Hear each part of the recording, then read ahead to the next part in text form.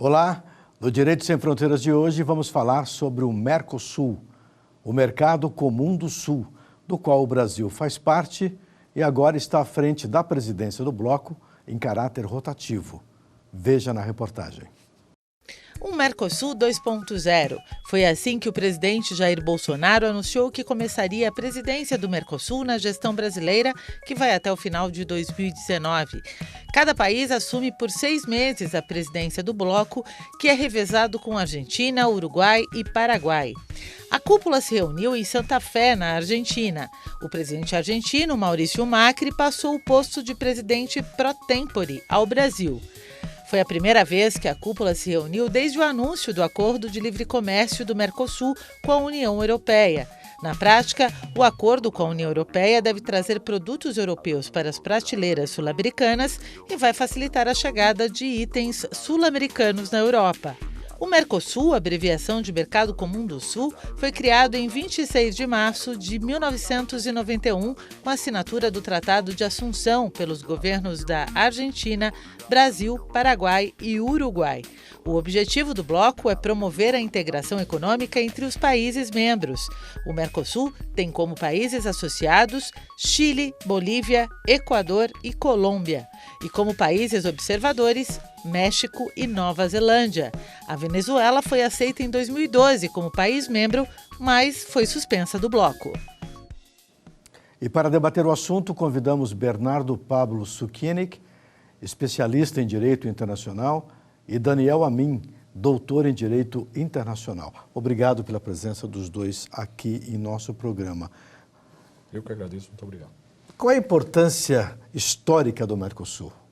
O Mercosul, ele tem a sua importância no sentido de que, de certa forma, é um marco de encerramento de um conflito regional velado, digamos, que existia entre Argentina e Brasil. Não foi velado no século XIX, já no século XX era uma coisa mais velada, mas que marcou justamente esse encerramento, ou seja, um olhar de desconfiança e de disputa entre os dois principais países da região passa a ser encerrado e num próximo momento há um espírito de colaboração e no sentido de poder trabalhar juntos pelo engrandecimento da região e dos próprios países. Brasil e Paraguai também tinham uma rusga desde a Guerra do Paraguai. Você acha que o Mercosul deu uma acalmada nesse sentimento?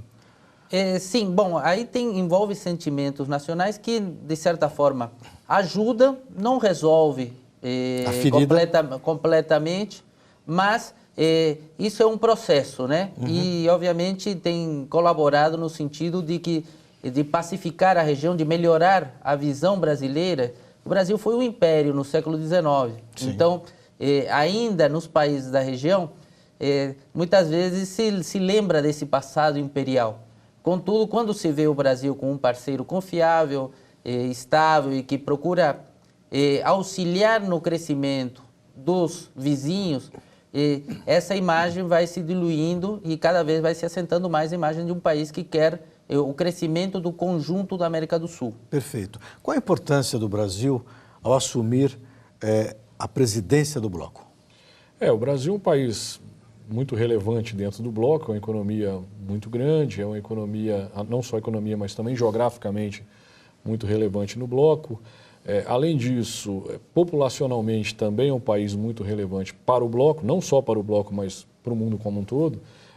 Se a gente se ater aos números, o Brasil está entre a 7ª economia do mundo, na melhor das opções, dependendo do objeto de análise, né? Uhum. E a 8ª ou 9ª economia do mundo, então uma economia realmente relevante para o mundo. Uma população muito grande, um mercado consumidor muito grande, uma diversidade muito grande na base produtiva brasileira, seja na produção primária, na produção secundária, terciária, um capital envolvido na atividade também muito relevante, na atividade produtiva. Então, assim, na verdade, seria impensável imaginar um processo de integração no Cone Sul que não envolvesse um país continental como o Brasil. O Pablo estava dizendo um pouco antes, e faz todo sentido, o Brasil tem um pouco uma visão imperialista e continua tendo, não só do nosso passado, mas talvez também em função da nossa dimensão. Dimensão econômica, dimensão social, dimensão populacional, dimensão industrial, dimensão produtiva. Então, realmente é um país muito relevante nesse âmbito. regional. Consequentemente, imaginar que nós não teríamos que, de alguma forma, desenvolver a nossa potencialidade e assumir as nossas responsabilidades seria impensável. Está claro que o Brasil tem que assumir a maior parte das responsabilidades para a integração do bloco regional. Perfeito. Então, já volto contigo. Você falou do Paraguai, eu falei do Paraguai, você comentou o Paraguai, falou da Argentina e me veio à cabeça a situação de Itaipu e a discussão agora dessa divisão de energia gerada pela usina. Vamos falar um pouquinho disso, vamos contextualizar um pouquinho isso dentro da situação do Mercosul. O que mudou nesse tratado de Itaipu, na divisão da energia, divisão de custos? Parece que houve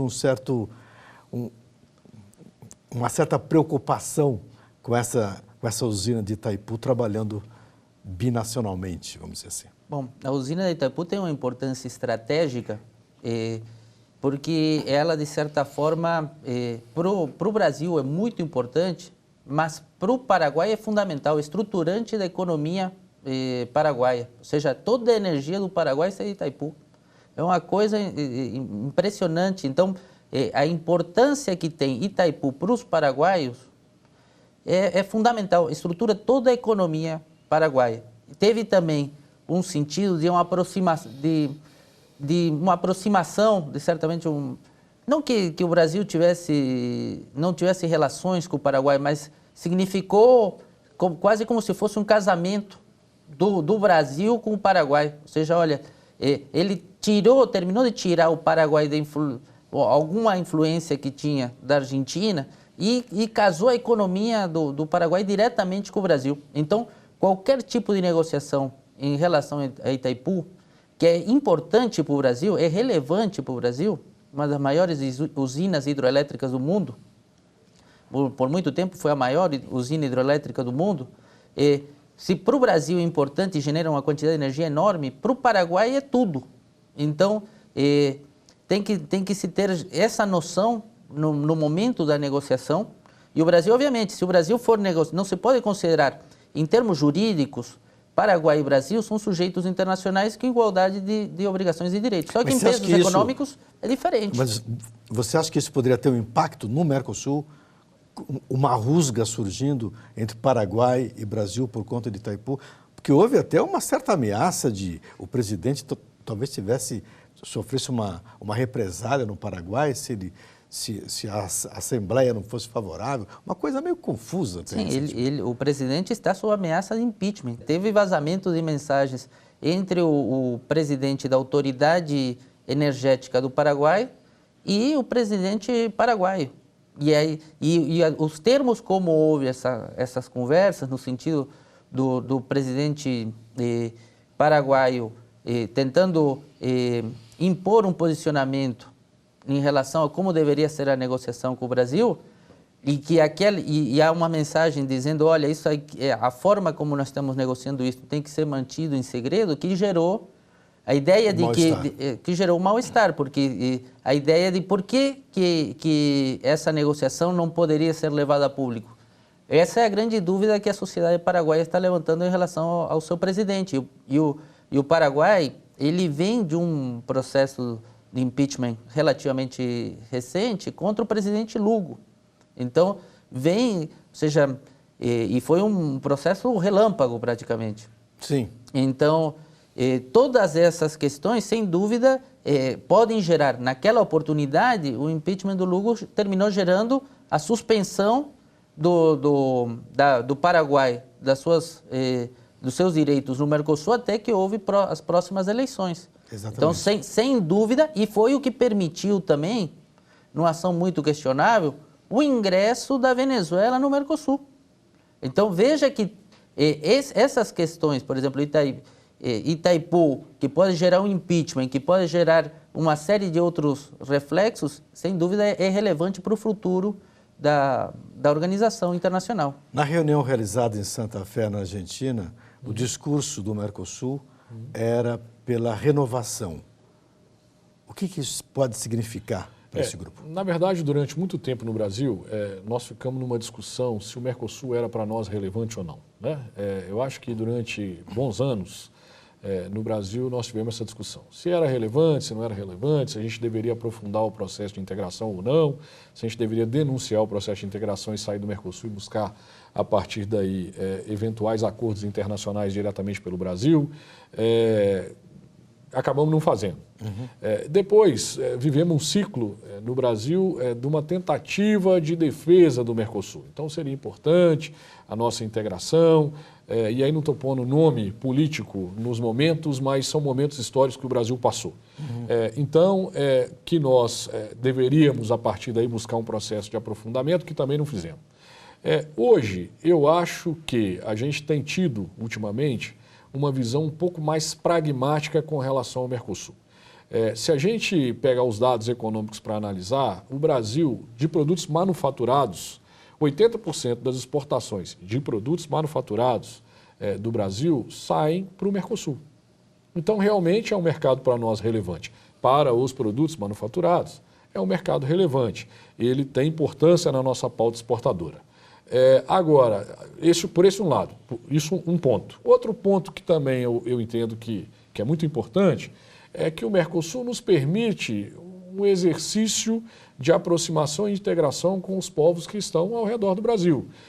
Não tem como imaginar o Brasil atuando nesse continente, no Cone Sul, sem ter uma integração com os seus vizinhos. Mas não a dá questão funcionar. da renovação, acho que O esse que é a ponto renovação? importante. A renovação, entendo eu, que é o aprofundamento do Mercosul. É o aprofundamento do processo de integração. Porque se a gente analisar o que é o Mercosul, o Mercosul é uma união aduaneira imperfeita, ou seja, nem uma tarifa externa comum que nós já deveríamos ter há muito tempo negociada, nem isso a gente não conseguiu negociar ainda. Então, a gente tem conflitos internos.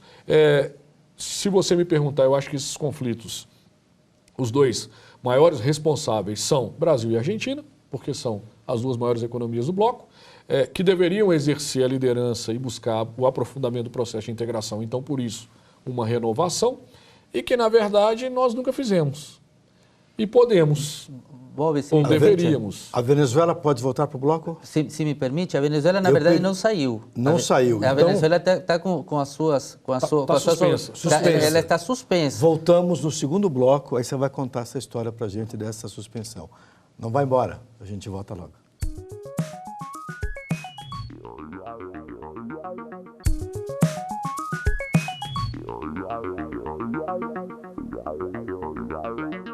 O Direito Sem Fronteiras está de volta e hoje estamos falando sobre Mercosul. A Venezuela não saiu do Mercosul, foi suspensa. Esse discurso de renovação poderia ser uma chance para a Venezuela voltar junto com Bolívia, junto com Chile, que são parceiros, vamos dizer assim, não oficiais, que estão de olho nesse mercado? Bom, o Mercosul ele tem um primeiro momento muito voltado para o comercial, que foi assim que surgiu na época do Menem, do Collor. Então, tanto que o nome denuncia aquilo, Mercado Comum do Sul, Mercosul, todo voltado para a questão comercial. Num segundo momento, por visões de mundo e tudo mais, se percebeu, olha, o Mercosul ele poderia oferecer algum outro tipo de ganho que não eram exclusivamente econômicos. Ou seja, qual é o benefício econômico, por exemplo, de você ter, o benefício de toda a ordem, de você ter parceiros politicamente estáveis, economicamente prósperos? A estabilidade social da região é uma coisa que às vezes tem um lado econômico, mas tem um lado que não é econômico e que também traz benefícios e que se percebeu nesse sentido. Ou é muito mais fácil, por exemplo, o Brasil, pelo seu tamanho, influenciar os vizinhos do que eventualmente ser influenciado pelos vizinhos. Então, era uma possibilidade de aproximação e de tentar influenciar na estabilidade política desses países. Mas Bolívia, Chile, Peru, Venezuela poderão fazer parte do Mercosul de fato, a Venezuela voltando da suspensão? Olha, eu acredito que poderão. É uma questão justamente de preencher as condições. Essa renovação que se fala é retomar a ideia das origens. Excluir eventualmente, não excluir, mas talvez diminuir o peso no que diz respeito a outras questões, que sei lá, culturais, sanitárias ou de outros aspectos, que não seja estritamente econômico. sanitárias que eu digo não em termos de saúde animal, coisas que digam respeito à economia, mas, por exemplo, o Mercosul da saúde, o Mercosul da cultura, eventualmente deixar isso um pouco mais de lado. Não, nós vamos ser mais agressivos na parte comercial, fechar acordos, como está comentando aqui o professor também, por exemplo, não, vamos profundizar a questão da união aduaneira, vamos de fato ter uma união aduaneira. Desde 2010 se discute o Código Aduaneiro do Mercosul, vamos pegar e botar isso para frente. Então, é uma opção que se está fazendo, e isso se menciona como que fosse uma renovação. Que, na verdade, seria uma volta. Seria uma volta ao passado, seria uma volta, cara nova. Isso, seria uma volta àquele propósito original que consta no Tratado de Assunção, muito inspirado na União Europeia, no sentido de ter, olha, nós vamos ter uma área de livre comércio, depois União Aduaneira, depois passa para o mercado comum e, eventualmente, como houve na Europa, sei lá, uma União Monetária, mas que, inclusive, foi mencionado em algum discurso, mas que, em princípio, parece que não há nenhum estudo, assim, de maior peso nesse sentido. Perfeito. Se tivéssemos uma moeda única, chegou-se a mencionar isso, né?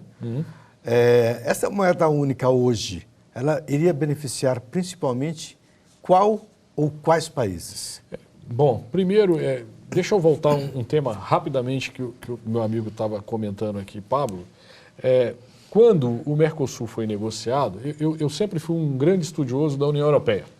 Eu sou professor de Direito Comunitário, que não é direito da integração, é o processo derivado do processo de integração. Então eu sou daqueles que, inclusive, entende que no Brasil, no Mercosul, nós nem temos direito comunitário. Nós temos ainda num passo anterior, que é tentando criar o processo de integração. Lá o processo já existe um direito derivado que nasceu desse processo e regula as relações. Muito bem, então, há muitos anos atrás, eu ainda bastante jovem, conversando com o professor Washington Albino, já falecido, professor Washington Albino, que foi um dos grandes pensadores do Mercosul, eu questionava, professor da Federal de Minas Gerais, eu questionava naquela altura com ele, com muita frequência, a questão da integração do Mercosul. E eu dizia para ele o seguinte: professor, por que nós não vamos aprofundar o processo do Mercosul? Por que nós não vamos passar por uma união, seja ela monetária, depois uma união política, uma união da cidadania? Por que não fazer isso? E ele o que me dizia era: a ideia, quando do momento de constituição do Mercosul, não era essa. A ideia, quando do momento de constituição do Mercosul, era exclusivamente se constituir uma união monetária, por isso o mercado comum. Uma coisa que nem isso, ainda hoje, nós conseguimos realizar. Quer dizer, uma união monetária com uma moeda única, é isso? Uma união monetária seria um processo muito avançado de uma união econômica, que era o que nós verdadeiramente deveríamos fazer com o Mercosul. Então, não chegamos a isso. De forma alguma. Como eu disse, nós não chegamos nem mesmo a constituir uma tarifa externa comum. Não seria porque esses países têm muita fragilidade econômica? Bom, na verdade, dentro dos países do Mercosul, o Brasil talvez é o que tenha maior estabilidade econômica, junto com o Uruguai também. Agora, por exemplo, é muito difícil você pensar, por exemplo, numa união monetária com a Argentina, que tem 40%, 50% de inflação ao ano. Então, requereria, por exemplo, questões, por exemplo, de harmonização das linhas de déficit público. Todas essas coisas teriam que ser equacionadas para conseguir pensar. E teria que passar, em tese, pelo menos, se se pensasse em termos europeus, que isso é questionável também, se a gente tem que imitar a Europa em tudo. Mas, se fosse se pensar nisso, a gente teria que sortear as outras etapas. Ou seja, nós temos que ter uma união aduaneira perfeita e acabada, pensar no mercado comum e depois chegar finalmente na união monetária. Às vezes se pensa em pular etapas no discurso, mas os técnicos sempre têm sido muito comedidos e avançado passo a passo, o que não impede eventualmente de trabalhar em outros projetos alternativos que apresentem, por exemplo, o Mercosul Cidadão, que apresenta outros benefícios que às vezes não são econômicos, mas que permitem talvez que exista uma maior confiança entre as populações e isso termina, de última forma, sedimentando a parte econômica também. Perfeito. Agora, Mercosul... está claro para mim que um mecanismo que seria muito interessante para aprofundar o processo de integração no Mercosul seria uma integração da infraestrutura. Então, quando você perguntou de Itaipu, nós temos que imaginar o seguinte, foi uma integração de produção de energia, algo hoje essencial no mundo e que aconteceu lá nos anos 70 e que até hoje nós não conseguimos resolver o problema. Ainda que fosse uma integração bilateral e não regional, até hoje nós não conseguimos resolver o problema. Então, assim, se a gente partisse, por exemplo, não, vamos fazer o seguinte, vamos criar um mecanismo de integração dos processos de infraestrutura do Mercosul. Já seria um passo relevante, permitiria com mais facilidade as trocas comerciais e a aproximação dos povos. Eu não tenho dúvida disso. Perfeito. Mercosul e União Europeia. O que deve ser feito para que esse acordo realmente exista e tenha valor agregado aqui, nessa parte do mundo? Bom, essa é uma discussão que provavelmente vai se estender, não é uma coisa imediata. Ou seja, o fato que os negociadores tenham chegado a um texto é uma parte do caminho, mas não se deve criar expectativas no sentido que, pronto, daqui a um curto período de tempo isso estará implementado, valendo, depende da aprovação dos congressos. A Argentina terá eleições agora em outubro, dependendo de quem seja eleito na Argentina, talvez esse acordo nem passe por lá. Já houve uma negociação que durou aproximadamente 20 anos para poder negociar esse texto, mas isso aqui é simplesmente uma etapa das várias que deverão ser sorteadas para criar esse tratado de livre comércio que é gigantesco. Você acredita que a situação na Europa hoje, com o crescimento do Partido Verde ou dos partidos verdes no Parlamento Europeu, que esse crescimento possa ser um empecilho para que este acordo do Mercosul seja formalizado efetivamente? A forma de revalidação dos acordos da União Europeia com outros espaços regionais determina que tenha que haver uma aprovação do Parlamento Europeu, que tenha que haver uma aprovação do Conselho da Europa, que tenha que haver uma aprovação de cada um dos Estados-membros, dos parlamentos dos 28 Estados-membros. Por enquanto, porque ainda pode Reino ser Unido 27. pode ser 27. Uhum. Então, claro que não há dúvida de que isso vai ser uma briga enorme para a gente conseguir essa aprovação. Por outro lado, aqui também nós vamos ter que ter uma aprovação no Brasil, Argentina, Paraguai e Uruguai. Também não tenho dúvida de que nós teremos uma grande dificuldade de aprovação por pressões dos setores internos, das economias internas dos diferentes países. Contudo, eu acho que é muito importante imaginarmos a primeira questão, que é 20 anos de negociação, 20 anos sem esse acordo ser efetivamente realizado e, de repente, ele é realizado. Esse é um ponto relevante. Por que ele é realizado neste momento? Por que esse acordo finalmente foi aprovado? Me parece que realmente existe uma vontade política de parte a parte, Mercosul e União Europeia, para que esse acordo vá adiante. E por que existe essa vontade política? Me parece que a Europa tem que obrigatoriamente dar uma resposta a um eventual Brexit sem acordo, então uma saída do Reino Unido da União Europeia sem acordo, demonstrando a partir daí uma ampliação da atuação daquelas empresas e dos agentes econômicos dos estados da União Europeia, ou que estão situados na União Europeia, para outros espaços regionais. Busca de novos mercados. Busca de novos mercados, busca de novas fontes de energia, busca de novas fontes de insumos, busca de desenvolvimento econômico. E, consequentemente, para o nosso lado também, para os países que estão do lado de cá do Atlântico, pode realmente ser um momento relevante de integração e de desenvolvimento. Recentemente, o secretário de Comércio dos Estados Unidos, o Wilbur Ross, esteve no Brasil e fez um alerta dizendo que esse pré-acordo com a União Europeia e o Mercosul tinha ali algumas pegadinhas de mercado. O que ele quis dizer exatamente sobre isso? Que pegadinha pode ter? Para os Estados Unidos, sem dúvida, pode ser uma grande pegadinha, porque aquilo altera a dinâmica do comércio, né? Ou seja, cria umas preferências para exportar para a Europa, né? Em detrimento dos Estados Unidos e principalmente de chegada de produtos europeus e serviços europeus aqui para o nosso continente em detrimento dos Estados Unidos. Logo, ele ante a possibilidade de ter uma perda de mercado aqui no quintal deles, que é a América do Sul, obviamente para eles é motivo de preocupação e farão a pressão que for necessária para que esse acordo não avance. Esse alinhamento automático de Brasil com os Estados Unidos e essa visitinha do amigo Wilbur Ross, pode ter alguma mudança de amizade nisso, não? Não, eu acho que, na verdade, assim, a gente tem que ter em conta que, primeiro, o maior país exportador do mundo e o maior mercado do mundo é a União Europeia, se entendido como um país. Segundo, o nosso maior parceiro comercial, se entendido como um único parceiro, já é a União Europeia. Não é a China, não são os Estados Unidos. Se eu entendo a União Europeia como um país, já são a União Europeia, hoje. Terceiro, nos dá uma oportunidade, na verdade, né? Nos dá uma oportunidade de buscar uma negociação também de um acordo de livre comércio com os Estados Unidos. Por que não? Por que não ampliarmos a nossa atuação no mercado mundial?